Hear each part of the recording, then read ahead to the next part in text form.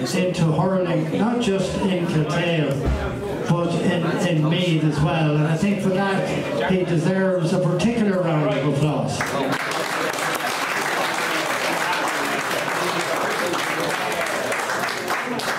Now, I'm going to start, first of all, with the fact that you're a Tipperary man. If we could have a little bit of silence for the guests, I'm fine, I don't mind. Tipperary man, you spent a little bit of time in across the water, played a little bit of hurling in London, and you came back here, and then, my goodness, came back to Ireland and started playing hurling with Threm. Would you believe that? Played hurling with Threm for a couple of years, and then he decided, for obvious reasons, he saw sense, yeah, and I think he might have met a young lady as well at the time. But anyway, the bottom line to it all is, Noel, 82 and 83, as a very young man actually yourself at that time, you took charge of that Kiltale team. Did you expect to win a senior hurling championship as quickly as you did? Well, we played we played the Fish Cup final against Borsville and we were beaten. We played O'Mahony's, we were winning by 5 or 6 points and about 10 minutes to go. We were beaten by 5 or 6 points. It didn't look good. But then we got the act together and the rest is history. We beat Kilhane, Kilmesson, got to the final. It wasn't easy, but the main thing was the lads had the right attitude, the right spirit. And if you have that and you have good hurlers, and they give it everything on the day, and they give it everything in training, that's 3/4 of the battle. Look, one of the things, Noel, I think everybody would agree with me when I say this, and in terms of that, and I don't hear your background, your Tipperary background, but hurling is in your bones. Not only did you do all of that here locally, but you also put a tremendous amount of work into Meath hurling, and took charge of teams and got them to All-Ireland finals. And yeah, one thing led to another. Then with the late Jesse Ferguson, Rob Bean for a lot of things. I was working over in Navan and Collins Joinery, and Jesse was teaching around that area. He'd call into me every evening. And from that, I learned a lot from him about management and that on county, various county teams, mainly the under-21s. I was under-21 that time, was special. I was lucky enough to win a few Leinsters, winning All-Ireland. And then I was with Martin Corn when he won the All-Ireland. And he also won a junior. I was with him and I was won a couple of junior All-Irelands. I think we won 4 or 5 finals. We had good teams. Like, you don't win them with it's not haphazard work. A lot of work goes on behind the scenes. The spectators know nothing about it. They're there to enjoy themselves and fair play to them. When you have to get all these fellas together 2 and 3 times a week, and we didn't have any money. We weren't spending millions or anything. Nowadays, you can see on the paper today how much it costs to keep a county team going, a county going. And it's phenomenal, even at club level, what it costs to keep this place going. But in that time, all we had out there was a CIE freight goods wagon and a hive of wasps for company. So, and probably a few wasps on the teams, right? Oh, we didn't, no, it'd be...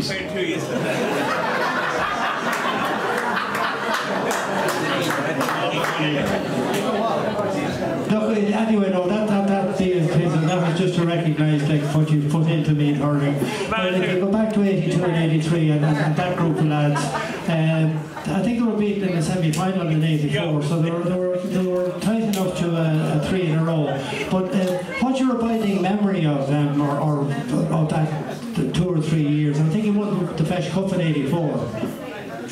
That was Colin on the Feis Cup. He didn't play the final Feis Cup till 85. That's right, yeah. That was Colin that time. That's enough for me. 82 really the one. When you win your first championship or anything the first time, it always been remembered.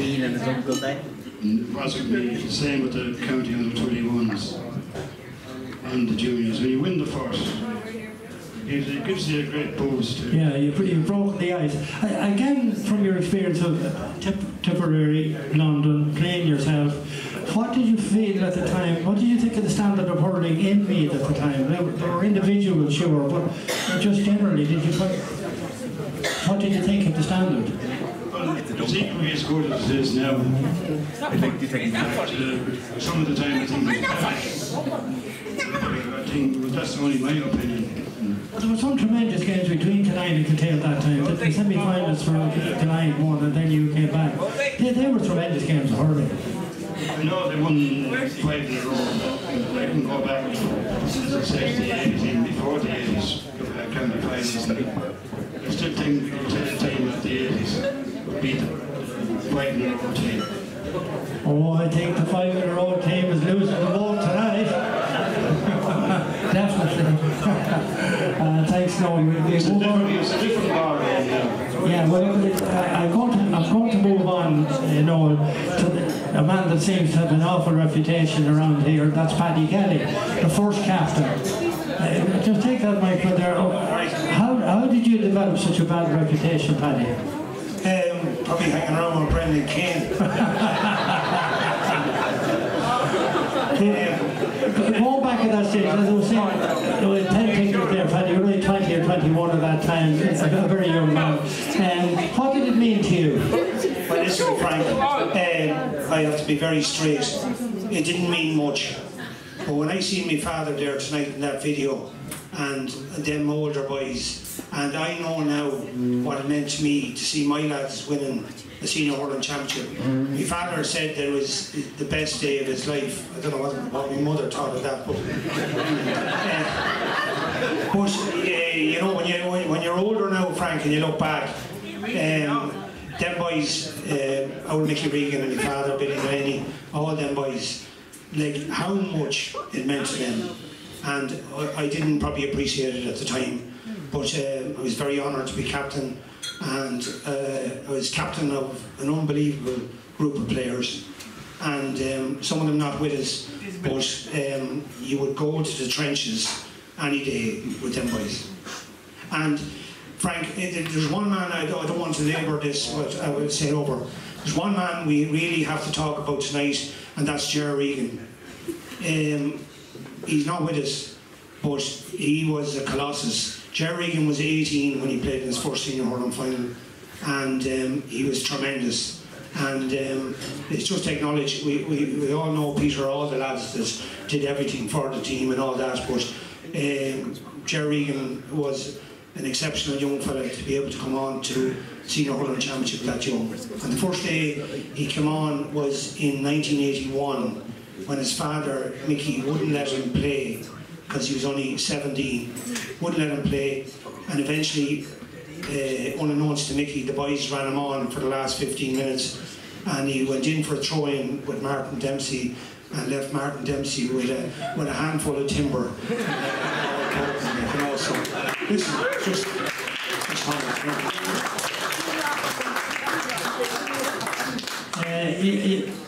looking at the video there, Paddy, as I say, you were young and fresh-faced at the time, but I think they got the mother's you seem, I don't know how we describe it, you seem shocked or maybe surprised would be the word that you actually succeeded in winning. Well, I know, getting up there, I actually felt knackered. It was such, like that match, it's great to see Johnny Ennis here from Rathmine. That match, we did all the running, and Rathmine hit us with sucker punches straight after half time, and it was in the balance, and basically we got across the line, but it was such emotion. To be honest, I was getting it through my own family, like, you know, the expectations of the older lads, because this is what they live for, and the hope, and that this would happen someday to our club. It was very emotional, and there's an awful lot of people there in them old videos. When you see them, like, it wasn't a good place in 1982 or 83 in the country, and we have to say we were lucky in Kiltale with Grange and Callans, and I know a lot of the boys with the factories and Trim and all that, we kept lads around, and the joy on all them young kids' faces, you know, and I see Mickey Connor there, a man who wouldn't be the best educated man in the world, but like a great advert for hurling. And since the hurling board is gone, it's been a huge loss to meet hurling lads like that. Well, 82-83 from a Kiltale perspective, I'd suggest to you, Paddy, was probably the realisation of the potential from 74-5 underage that came through, that Noel brought the best out of it. And that doesn't always happen in a club, but it happened a couple of times in Kiltale. It happened in 2007 as well, because you had a very young team out that time, probably younger than the 82 team. But they did realise their potential. They were all fabulous young hurlers. Yeah, well, I suppose we have to get an answer from Jimmy Commons down there, how he let Liam Harnan slip through his hands. How come Liam Harnan stopped hurling? I think Jimmy went up to talk to him, and I think Liam told him in no uncertain terms. But listen, that was a great win in 1975 to win an A championship. There's no team that comes along and wins, I think, a senior hurling championship out of the blue without winning some A championship.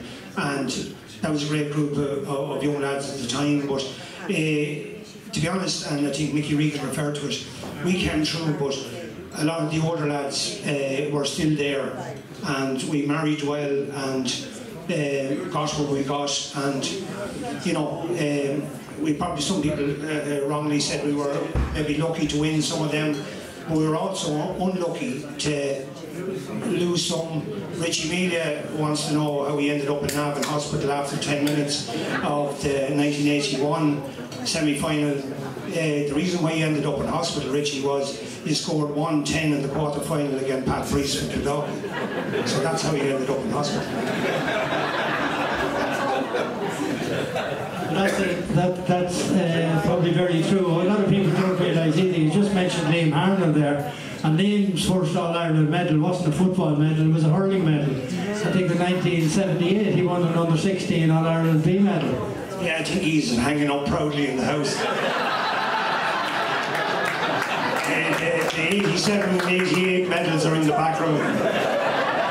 Well, I can tell you one thing. I know that I stuck him with that one night. I was interviewing him at a function like this, and he didn't think anybody had remembered it, but I stuck him with it, and he wasn't too happy about it, to be quite honest.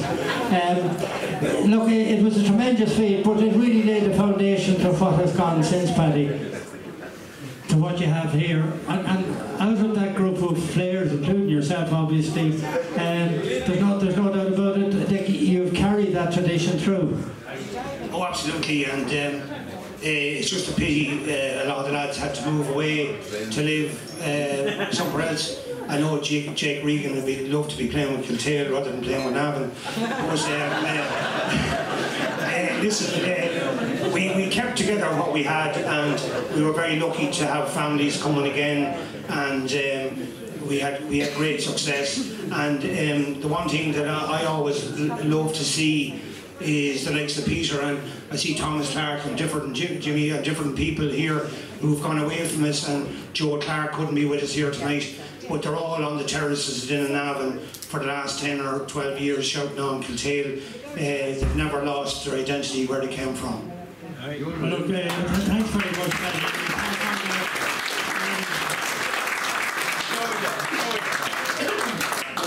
Peter Farrell, the second man to lift the Jubilee Cup for Kiltale. Peter Farrell, thanks for coming up, Peter.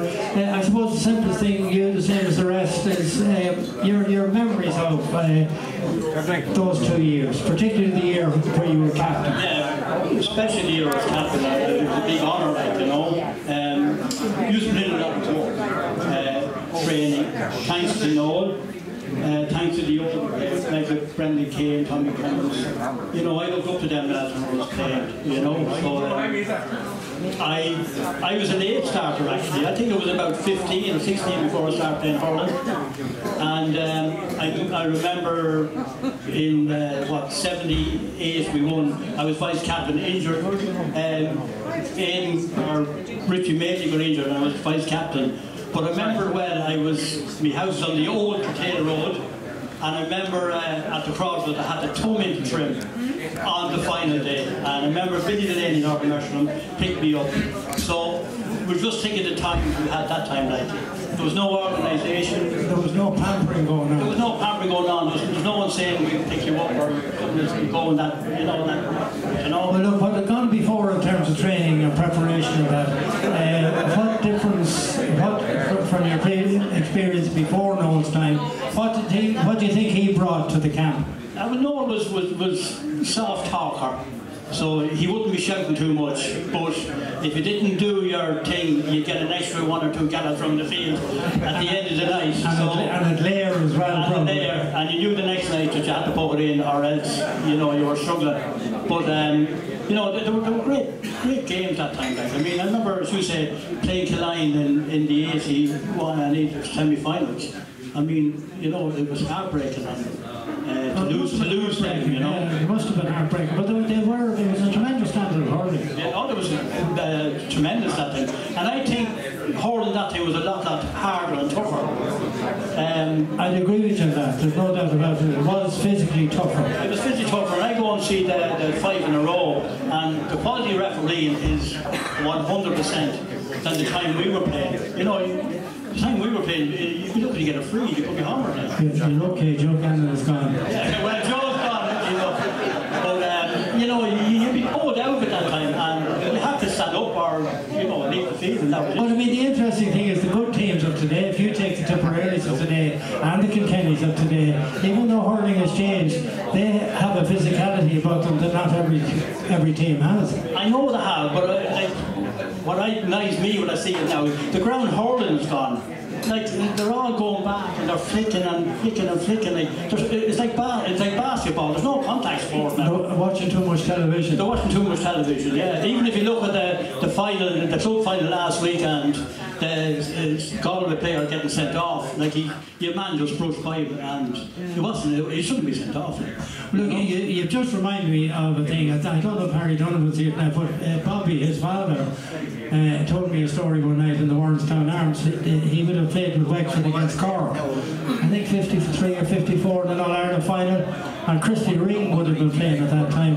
But Cork were all into what you were talking about, the ground hurling and that. But the Records and Flood and all of these fellas from Wexford had spent years playing inter-county football first and converted to hurling. And they started hitting the ball high and they were grabbing them up here. And Christy Ring just said, fuck that, that's not hurling. No, and I say it now, when I go back, everyone held their position. Now, the hurl is not too bad, but I mean the football, you might as well be, I would walk away from that. Would you prefer to play in hurling now? I'd love to play in hurling now, yeah. I know it's good, but I think it'll be better now.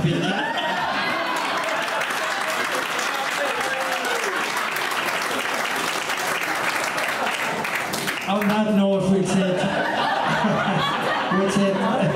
we don't want any controversy tonight between the 5 in a row lads not being as good as the 2 in a row lads. I tell you, we're causing some trouble. Yeah, go ahead. Notice something here he wants to say. This is for everybody over 60. Attention, please. Listen, please. As the year comes to an end, I urge you to take care of yourself, avoid accidents, because spare parts for old models like you and me are no longer in stock. Round of applause for Noel Keating, Peter Farrell and Paddy Kelly. And I'd like now at this point to get ready for John Ellis, if you don't mind. John, will you come up here, John? Just a minute, sorry. On behalf of Kiltale Hurling Club, we'd like to make a small presentation to Noel Keating for his service to the club. And I think Rory Collins is gone now, is he? Noel was in Collins Joinery and he pulled a lot of stuff out of Collins Joinery for us. But we talked among the players and that, and we said we'd like to make a small presentation to Noel for his contribution to our success during that time and his continued support for the club by bringing coaches up here during the last years. So thank you very much, Noel.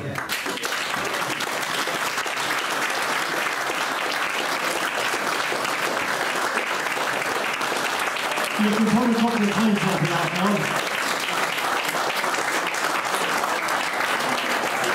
Fill that up with Smithy's farm.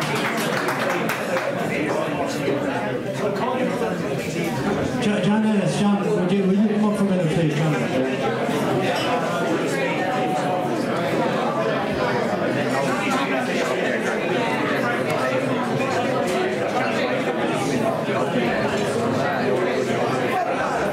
TJ Kane. Is TJ there? Will you come up for a minute? And Noel Regan. Yeah, is Noel there? Is he there? Very good.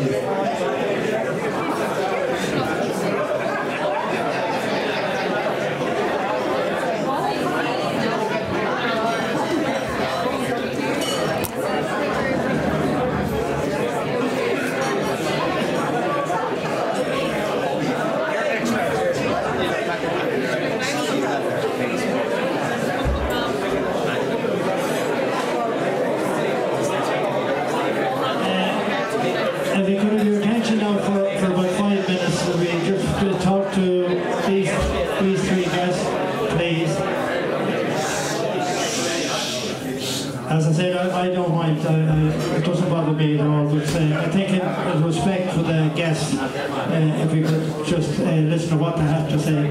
I don't know, I suppose we'll start with the outsider, if you like, John Ellis from Rathmolline, and I think John, as a representative of Rathmolline, deserves a good round of applause.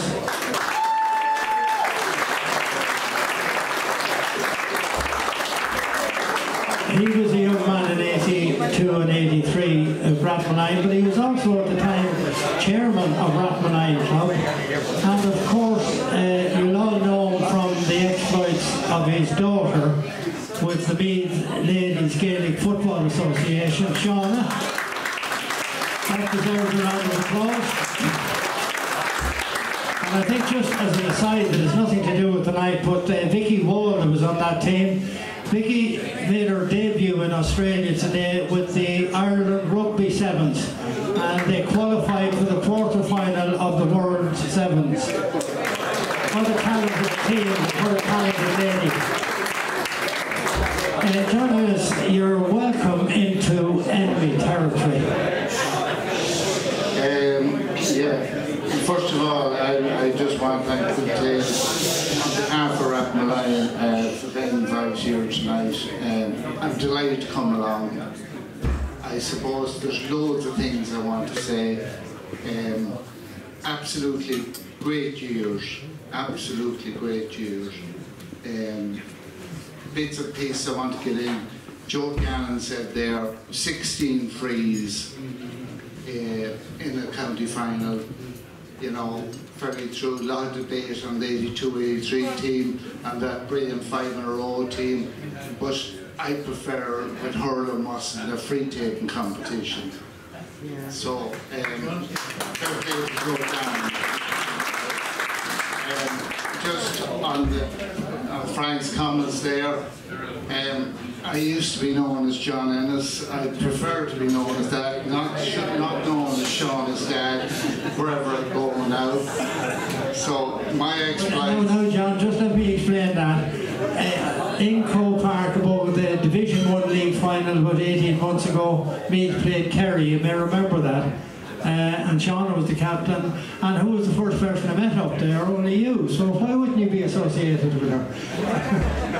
I know. Look at great times in the last few years, absolutely. But I want to go back to the earlier years, and I mean the difference that time. I mean, I hope no one gets offended, but I mean, when we played opposition that time, it was, you know, if you didn't win, it was devastating. And I suppose it wasn't so bad again in Kiltale, but if you played the Trends and Navins, the town teams, they were fair game on the day. It didn't matter what you done. No, look at, I have to say, made great friends out of it over the years. Really, like, you know, all the lads came across it in later years. I mean, Richie there, you know, every time I meet him, every time I met him, I didn't know Richie before those county finals. them, you know, every time you meet them, always a word. And all the lads turned out to be great friends there with Paddy Kelly. You know, and that, I think that's what it's about in small communities. And the other thing, I mean, Kiltale is that they're building such a community here. I mean, be it again between the 82 and 83 team and that brilliant team to put 5 in a row back to back, like, that's absolutely phenomenal. And, you know, it takes a good team to win a championship, but when you win back-to-back championships, and that 82-83 team, they absolutely, you know, they made the grounds for your great 5 in a row team. When you see young lads looking up on the video there, I mean, that's when you ploughed that ground for the great 5 in a row team that we watched in Navan win 5 county finals in a row. And that's a credit to your community. And, you know, people talk about supporters. I'm not going to go on much longer, sorry, Frank. But it's all about your community at the end of the day. And, you know, getting all these young lads out. And years ago there wasn't much. And nowadays, you know, you have to work extremely hard to get them out. I mean, it's amazing. I was chairman in 82, 83 and 84 in Rathmolline. And then I only came back in as chairman in Rathmolline in 2018. So I had a big break. I'm still chairman. I'm in for the last few years. But it's a tremendous amount of work, but huge enjoyment. And I suppose the last thing I'd say, you know, going all the lads that played again Kiltale and all over the years. I mean, the great thing today was 40 years later, Paddy's lad and my lads were playing with Bean today. So 40 years later, you know, there's a fierce bond there. So look at lads, absolutely congratulations to the 82 and 83 team. And your absolutely fantastic 5 in a row. Thanks very much. Thanks very much, John. Thanks, John. TJ Kane, a veteran at this stage. I suppose, TJ, I see here, Paddy just let me know, I didn't realise it. In 1975, TJ, you were in the under-14 squad that won that under-14 championship, is that right? I was a little bit involved, all right. I drove a few Manalby lads around I was talking to Aidan quickly up there, and I explained to Tommy Cummins, the night drivers around, and I was only too happy to drive around, so we were very happy driving around because you're driving a Capri. So I was a little bit involved in that team, but the whole thing people must remember here is that, as Maeve Bench say, it was the best times and the worst times. Like things were bad here, really. There was nothing here. Like, this building wasn't here, there was nothing. There was, for our first final, we talked out there, we crossed the wall, little steps there. There was nowhere to tug out. We had a week, I think, between the first final, or semi-final and the final, as far as I know. Pat O'Lahan came in and wished the best luck and says, the week's too short, you're ready for a final. I think for semi-final, I think we might have had a bit of a stringy wire coming up from Grange there with one light. That shows how poor things were, really poor. We had no showers. Our WhatsApp group didn't work that well.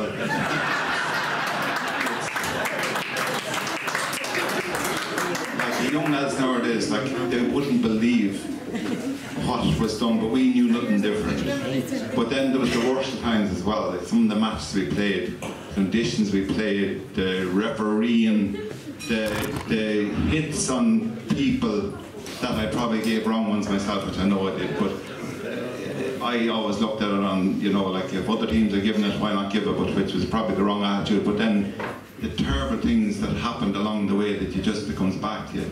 So like one of the worst was probably poor Teddy Mulligan dying, us playing Kilmessan. I'll never forget that, and that was just terrible. That was just, so these, we should appreciate days like this when we can get together, because like the people that are not here, like Patsy Curley, Pascal Riley, Robbie Melia, that we're on that team, you know, like just, so just, I think we should be happy with what we have here at the minute, because we've great, everything here is very good. All right, our team might be gone down a little bit, but that has to be expected, but it's just the things that we did have to put up with But it was great fun, better fun probably then, because you could put 10 young lads in a car and bring them anywhere. And and you could have them anywhere in the boot or anywhere, no one passed any remarks, that was no. A lot of the fun has gone out of it. We all went to matches. Of course, we'd come straight home after them, after probably Mick Leonard's, Quinn's, and then Morrison that night to discuss what went wrong during the match. And we drank after every single match, and it seemed it didn't do us that much harm. And I still believe that A2, A3 team would beat the 5-year-old team.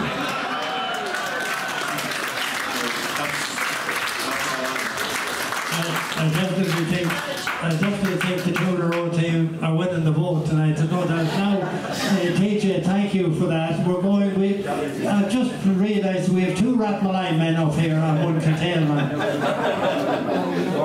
Noel, what possessed you to leave Rathmaline? Well, I suppose, yeah, going back, I suppose back before 1975, myself and Pat there, up in the field up in Manalvey for hurling, when there was hurling in Manalvey, we played in Eddie Kelly's field, and myself and Pat, I was at the back of 1 goal and Pat was at the other end, and every ball that came across there, we'd hit the ball back, and we made sure we put it over the bar, hitting it back to the goalie, or maybe the full back used to poke the ball out that time. But then it was talking about Rathmaline, Tommy Kelly, my uncle, used to come over from Rathmaline that time. Tommy and Sean Heffernan and Bobby Heffernan and Johnny Fagan. There was a good few lads from Baconstown and Rathmaline came over and were playing with Manalvey at that time. And I was only a young lad and there was no underage really that time. I never played any underage, would you believe? Talking about all the young people here that getting into cars and everything, I never played underage. But I learned my underage above in Eddie Kelly's field, hitting the ball back. But I won an intermediate medal, not too many know it, and I talked to some Rathmaline people in modern days, and who are you? You know, yeah, I won an intermediate medal at Rathmaline. But anyways,